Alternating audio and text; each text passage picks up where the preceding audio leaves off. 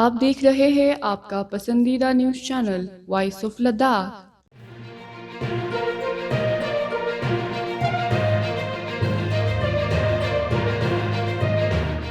अक्टूबर को रखा गया है, लेकिन अभी तक उसका कोई एग्जामिनेशन सेंटर लेके रोल नंबर इश्यूज को लेके अभी तक उसका कोई फॉर्मेट नहीं आया हुआ है।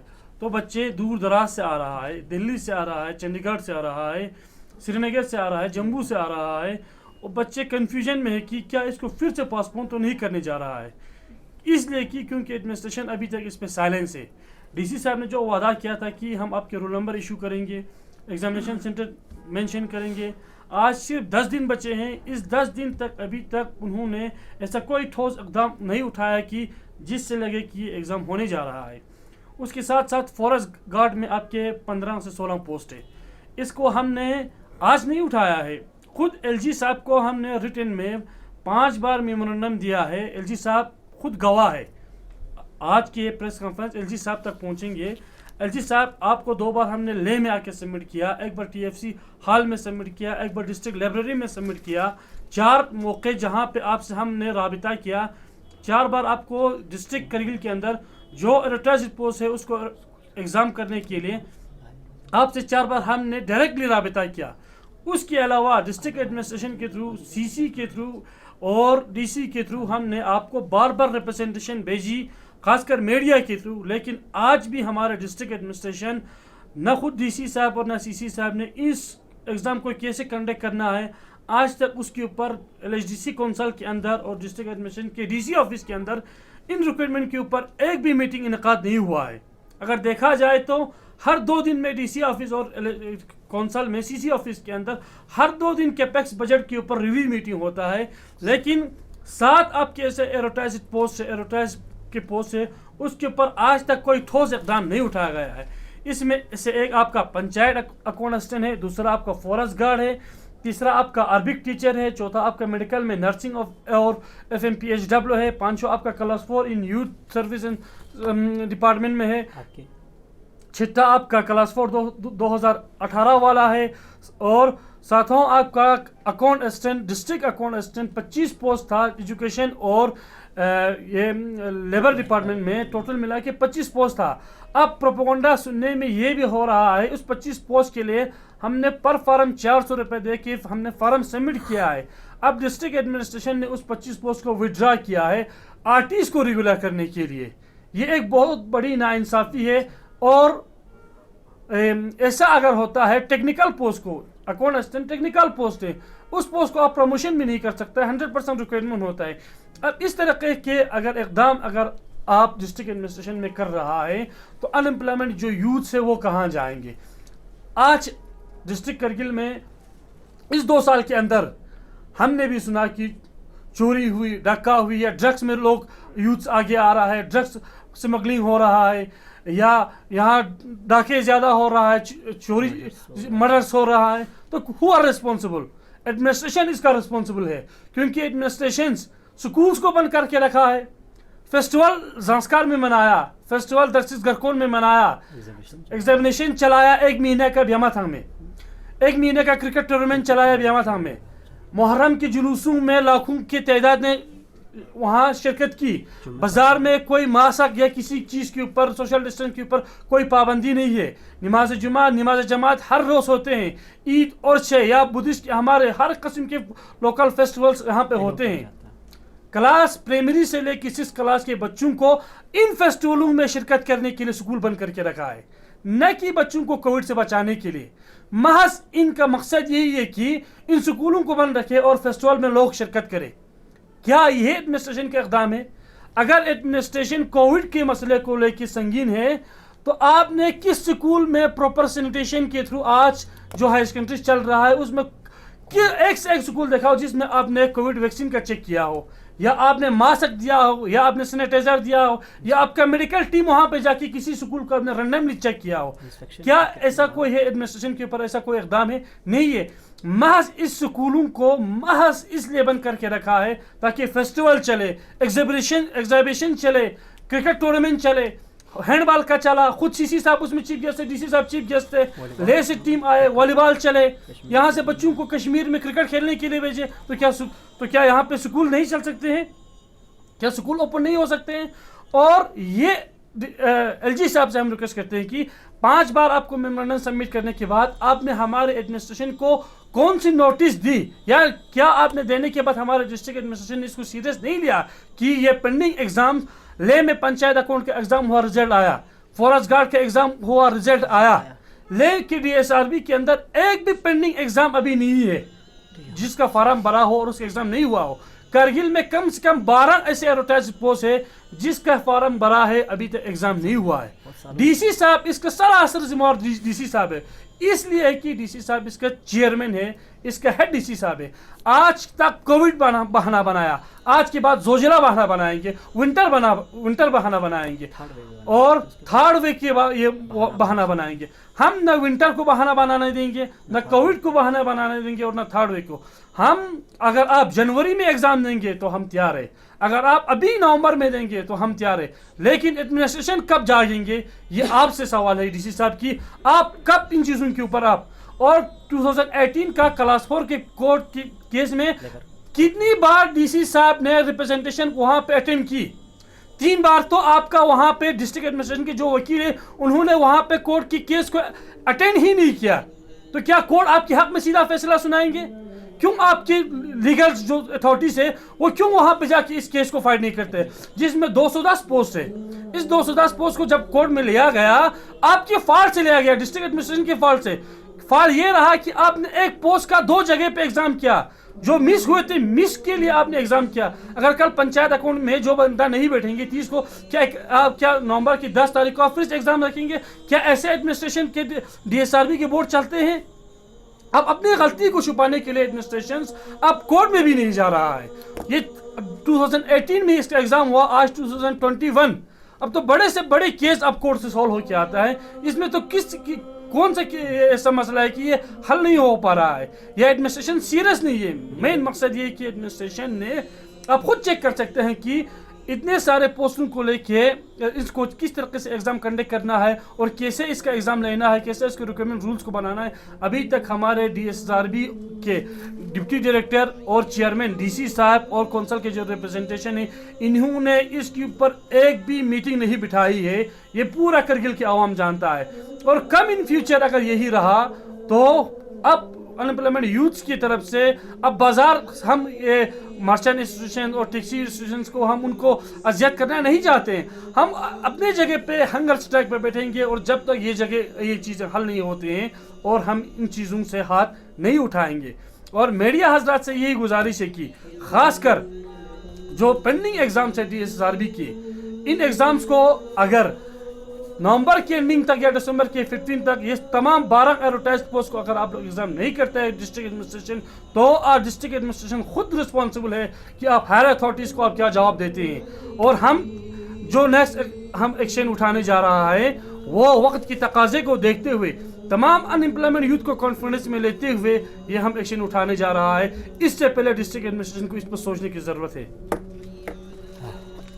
ये हमारे जो स्पोक पर्सन है आपको कुछ इसके बारे में डिटेल बताया कि किस तरह डीएसआरबी के डिले कर रहा है।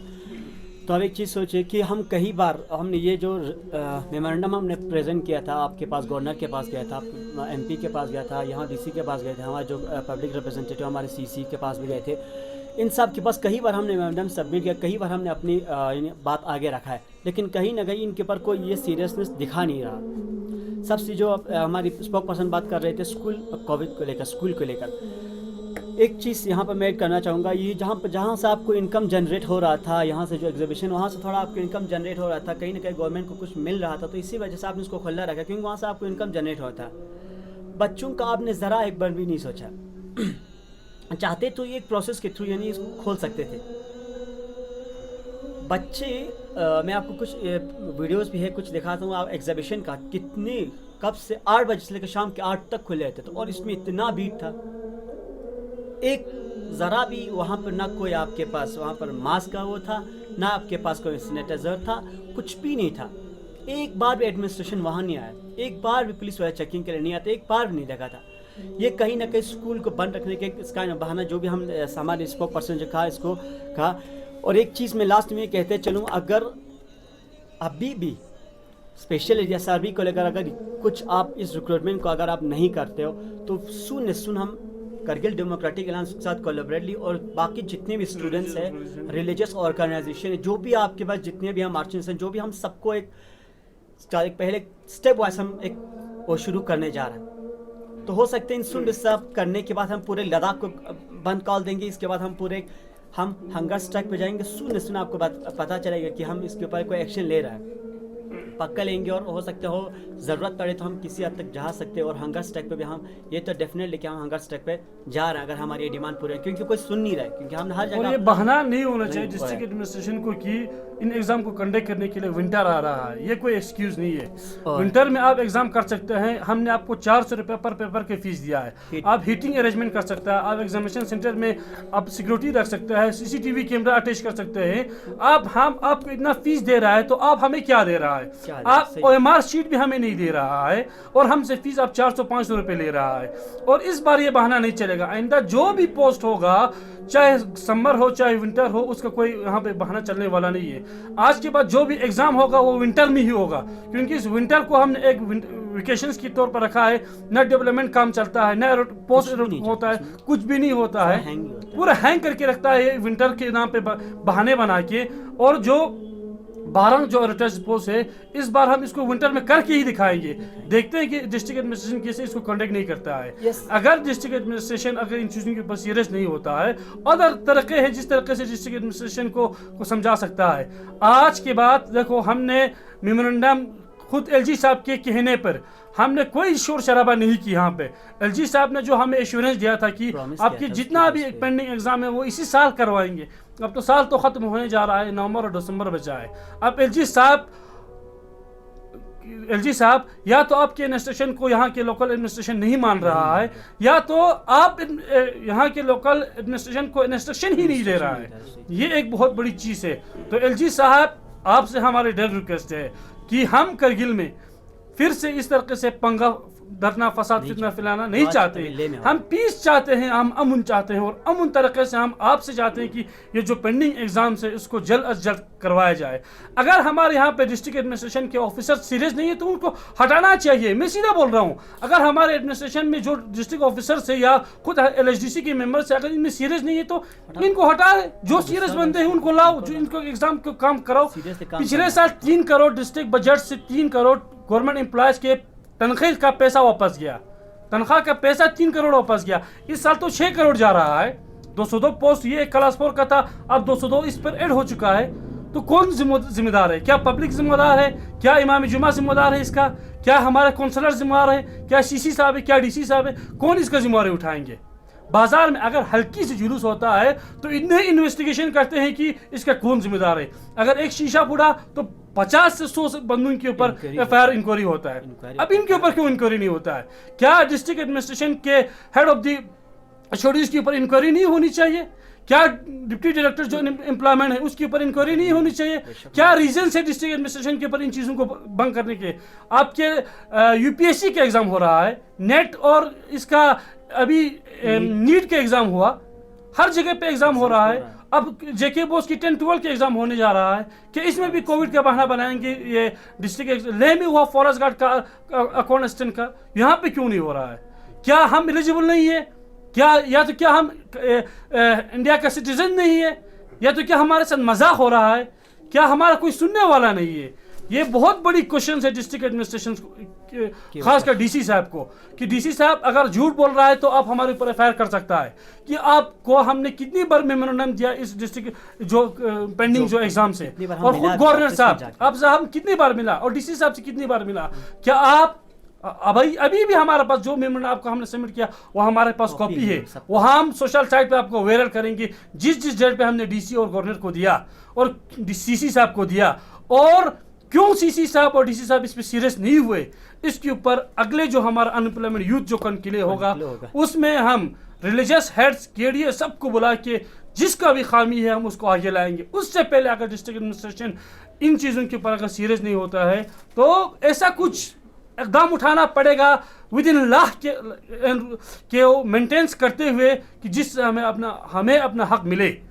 अब बहुत टाइम निकल गया कि खामोश हो के कि डिस्ट्रिक्ट और यूटी एडमिनिस्ट्रेशन करेंगे। अब बहुत बहाना हो गया। पहले यहाँ पे पॉलिटिशियंस वादे करते थे, अब यूटी बनने के बाद एडमिनिस्ट्रेटर वादे करते हैं। बस फर्क इतना हुआ है, सिर्फ चेहरा बदल गए हैं और न सोच बदला है न नजरिया बदला है। ज़बानें सबकी है, सिर्फ ज़बानें, अभी तक वही ज़बानें चल रहा है। पहले जेके में होता था, पहले सीएम और मिनिस्टर के थ्रू ये वादे होता था, आज डीसी साहब और सेक्रेटरीज और एलजी साहब के थ्रू यही वादे हो रहे हैं। तो सिस्टम नहीं बदला है। यूटी आने के बाद सिर्फ लोग बदले हैं, नजरिए नहीं बदले हैं, जबान बदले हैं, लेकिन लफ्ज नहीं बदले हैं। हसन साहब, एलजी साहब से जब आप मिले थे, काफ़ी बार आपने मेमोरेंडम में सबमिट किया था, तो एलजी साहब की तरफ से किस तरह के आपका एश्योरेंस किया था और कुछ रिटन में लिख के दिया था आपको? एलजी साहब का ट्वीट आप चेक कर सकते हैं। जब भी हम गए 3-4 ट्वीट एलजी साहब ने किया है, उसमें डीएसएसआर भी मेंशन है। हर टाइम है। इससे बढ़कर रिटन एलजी साहब के ऑफिस से किसी को नहीं आता है, ये ऑथेंटिक है। अब इस पर भी अगर डिस्ट्रिक्ट एडमिनिस्ट्रेशन काम नहीं कर रहा है तो डिस्ट्रिक्ट एडमिनिस्ट्रेशन का जिम्मेदार फाड़ है। अब डिस्ट्रिक्ट एडमिनिस्ट्रेशन क्या जवाब देते हैं? अब खुद डीसी साहब से, मीडिया वाले से गुजारिश है कि अब पूछे, खुद सीसी साहब से पूछे कि कैपेक्स के ऊपर कौंसल में 10 से 15 मीटिंग हुआ, खुद डीसी ऑफिस की चैम्बर में हुआ 10 से 15 मीटिंग कैपेक्स बजट की यूटिलाइजेशन के ऊपर, तो इसके ऊपर क्यों नहीं हुआ? क्या डीसी साहब और सीसी साहब के इसके जवाब है?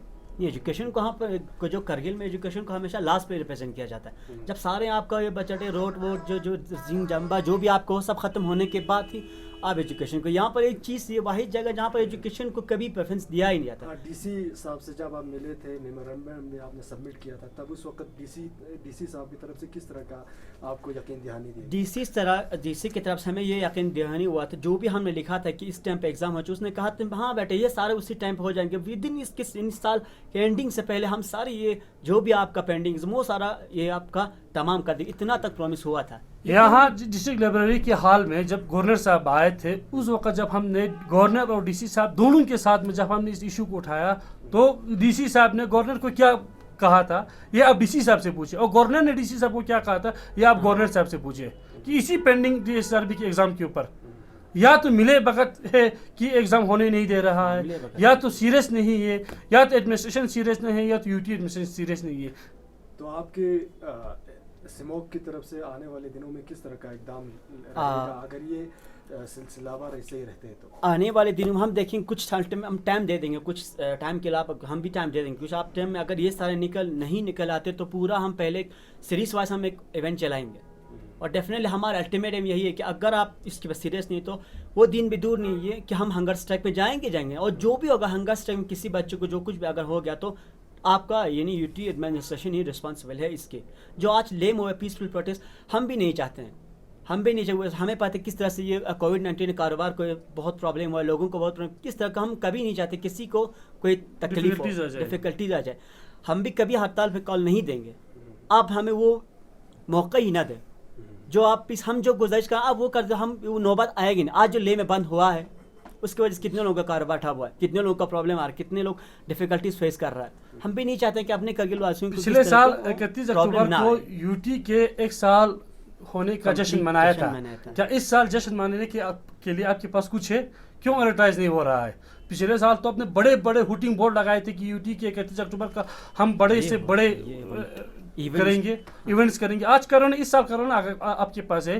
2 साल में आप एक क्लास 4 को भी आप एडजस्ट नहीं कर पाए एडवर्टाइज करके, एक क्लास 4 को। बाकी तो छोड़, आप एक क्लास 4 को यूटी एडमिनिस्ट्रेशन 2 साल में एक क्लास 4 के पोस्ट को भी आप, एक ड्राइवर को भी आप हियरिंग नहीं कर पा रहा है। और 2 साल के जश्न में अब इस बार हम क्या दिखाएंगे रिजल्ट में? यूटी के 2 साल में हम क्या दिखाएंगे? कि क्या ड्रग्स में जो रेट बढ़ा है लद्दाख में वो दिखाएंगे, मर्डर जो हुआ है, क्राइम जो हुआ है, अनएम्प्लॉयमेंट यूथ दर बदर की ठोकरें खा रहे हैं, क्या वो दिखाएंगे? इसका रेट अनएम्प्लॉयमेंट रेट का आई थिंक इस बार बहुत आगे जा रहा है लद्दाख के। आज जुलूस होना था तो 2 दिन पहले लद्दाख पुलिस डिपार्टमेंट की तरफ से अगर उठाया जाता है, न उस पर फार्म कैसे भरना है ये दिखाया गया है, न उसमें पोस्ट क्या है ये दिखाया गया है। बिल्कुल लोगों को उलझाने के लिए एलजी साहब ने और एक वादा किया था कि जो भी पोस्ट होगा उसका डेट ऑफ एग्जामिनेशन मेंशन और सिलेबस मेंशन होगा। क्या कल के लद्दाख कि पुलिस के रोटेशन में कि ये चीज़ें मेंशन है? ना कोई डेट है ना है? कोई सिलेबस है। एलजी साहब का ये कमेंट था कि जो भी होगा नेक्स्ट जो रिक्वायरमेंट होगा डेट ऑफ एग्जामिनेशन और सिलेबस मेंशन होगा। क्या ये चीज़ें हैं उसमें? नहीं है ना, फिर क्या कर रहा है? 2021 में ये लोग फॉर्म भराएंगे, 25 में ये लोग भर्ती करवाएंगे, ये चीज़ें हैं। और ये जो एज रिलैक्सेशन इस बार यूटी की तरफ से दिया गया उसको कुछ फायदा नहीं। आप एज रिलैक्सेशन दे रहे हो तो फिर आप ये कहेंगे इस टाइम से हमने एज रिलैक्सेशन शुरू किया था। अब अगर किसी इंसान को उसी टाइम पे अगर जॉब मिला तो ठीक है, वरना आपके पास 40 होने के बाद आज के बाद हमें एज रिलैक्सेशन नहीं चाहिए। 2 साल जो हमारा गुजर गया उस 2 साल का हमें एरियर्स चाहिए, एरियर्स चाहिए। ये जो एडवर्टाइज होना था 2018-19 में होना था, अब 21-22 में जो होगा वो हमें एरियर्स में चाहिए। जो भी सिलेक्शन होता है हम सिलेक्शन होने के बाद ये इश्यू उठाएंगे कि जो पंचायत अकाउंट का अभी 30 को एग्जाम हो रहा है ना, इसके बाद जो इसके सिलेक्शन लिस्ट आएगा उसके बाद हम उसके एरियर मांगेंगे। जो एरियर्स ये एग्जाम था 2018 में होना चाहिए था, 19 और 20 का हमें एरियर्स चाहिए। एलजी साहब ये अब के बाद हमें ये नहीं चाहिए एज रिलैक्सेशन। आज के बाद जो भी पोस्ट एडवर्टाइज होना था उसका हमें 2 साल का हमें एरियर्स चाहिए। इसके ऊपर यूटी एडमिनिस्ट्रेशन को सोचने की ज़रूरत है कि वो कैसे मैनेज करते हैं। एट लास्ट में एक आपकी इस मीडिया के माध्यम से मैं तमाम उन अनएम्प्लॉयमेंट को एक गुजारिश करता हूँ कि प्लीज़ जिस दिन हम एक अनएम्प्लॉयमेंट कंक्लूड करने जा रहे हैं, एक प्रेस कॉन्फ्रेंस बुलाने जा रहे हैं, उन तमाम अनएम्प्लॉयमेंट यूथ से गुजारिश है कि आप उस कंक्लेव में, उस कॉन्फ्रेंस में आप शरीक करें और अपनी ज़ाहिर ख्याल को आगे रखें ताकि हम सब मिल के एक प्लेटफॉर्म पर काम करेंगे। तो ये हमारे एक है में जो हम एक हैं एम है हमारा, हम चाहते हैं कि इस तक पहुँचो, वो हमारी काम है। बाकी अस्सलाम वालेकुम।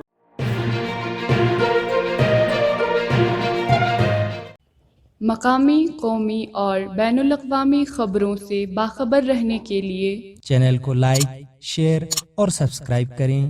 साथ ही बेल आइकन दबाना न भूलें।